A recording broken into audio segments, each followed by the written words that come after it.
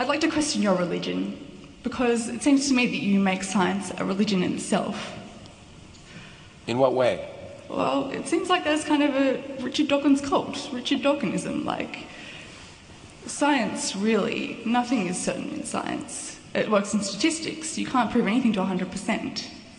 So how can you say that science is better than religion, then what you're trying to do is still harm people that bring order to the world? You can't prove anything to 100%. But 100% is a hell of a lot better than 0%, which is what you can prove by religious reasoning.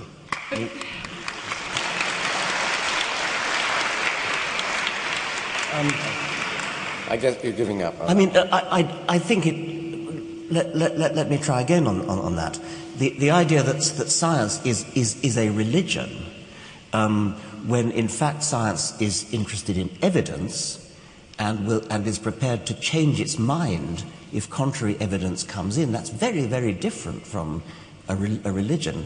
As Lawrence said earlier, in science we're constantly open to the possibility of having to change our minds, and science proceeds by progressive refinement and changing minds. And there are things that I suppose will never be disproved, things like that the planets orbit the sun. That's never going to change. I don't think that the fact of evolution is ever going to be disproved. It's always going to be true that we are cousins of chimpanzees and of monkeys and of kangaroos. So there are certain things that we definitely know to be true. The evidence is so overwhelming that, in Stephen Gould's words, to object would be perverse. But so-called religious truths have absolutely no evidence going for them whatsoever.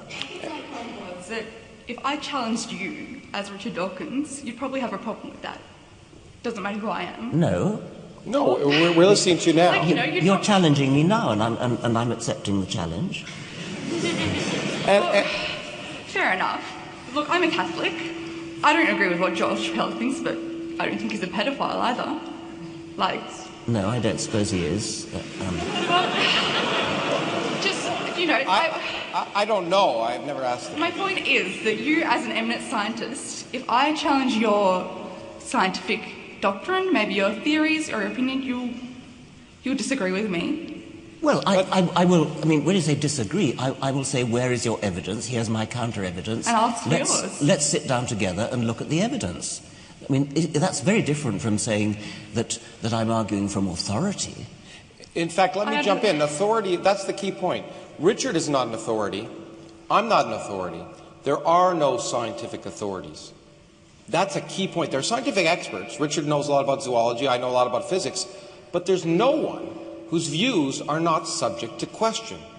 And that's the key point. And there's no student that should ever be afraid of saying to a professor in a science class, you're wrong and here's why. Except in Germany. Except anyway, maybe I think we... I think why are you upset when I'm questioning you now? Like, isn't that the same thing? Isn't it like you're one of my professors? Well, no. What?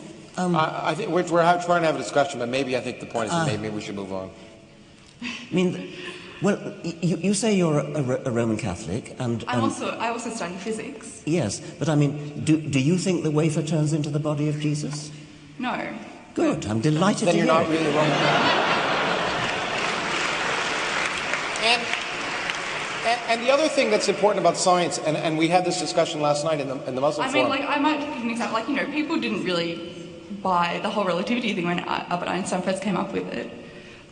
There were people, it was when those former scientists started dying, that was when people started accepting relativity. But the difference is, that there's a fundamental difference, and you should really appreciate this, and I'm surprised in some sense that you don't yet, but I hope you will. Well, listen to me for a second, is that there's a difference between a story and something that makes predictions. And the only thing that really makes science really interesting is it works.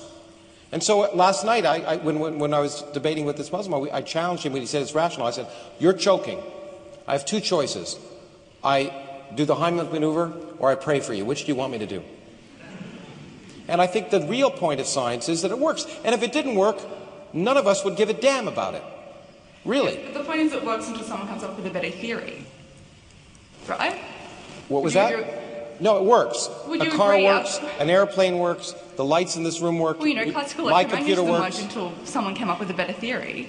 Yeah. So? That's what happens. That's what makes... Anyway, I don't... Okay. Yeah, I think okay. we should move on. A common claim made by religious people is that you cannot disprove the existence of God. Do you think science will ever advance to a point where it can disprove the existence of God?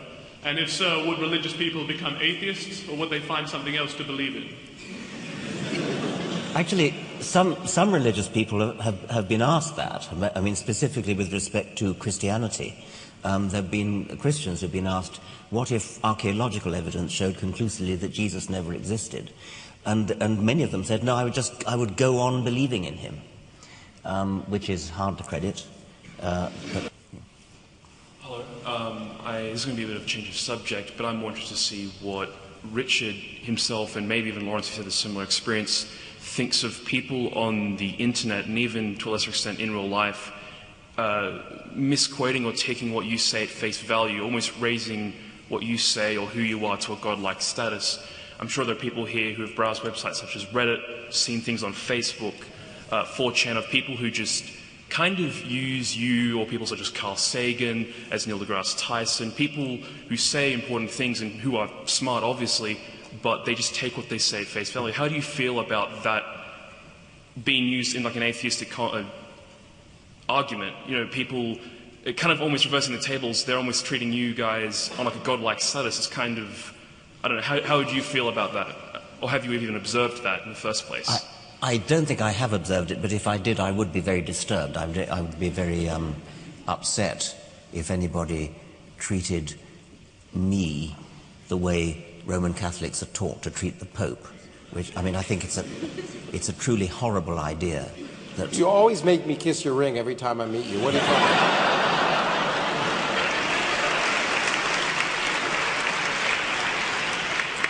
I think it's a truly horrible idea that anybody should believe something simply because person X believes it and tells them that's what they've got to believe. It's one of the most disagreeable parts of the Roman Catholic Church that it constantly argues from authority and passes the word down, especially when the word is frankly made up in the first place.